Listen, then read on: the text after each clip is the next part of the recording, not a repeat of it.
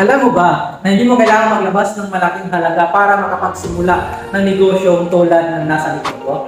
Yes, you heard it right. Dahil sa halagang 14,000 lang po mga madam and sir, pwede ka na makapag-start ng sarili mong ticketing business, ng sarili mong bills payment, ng sarili mong loading station, ng sarili mong maintenance center, and marami pang iba. Time payment, and lahat po yan meron ka ng sarili mong negosyo.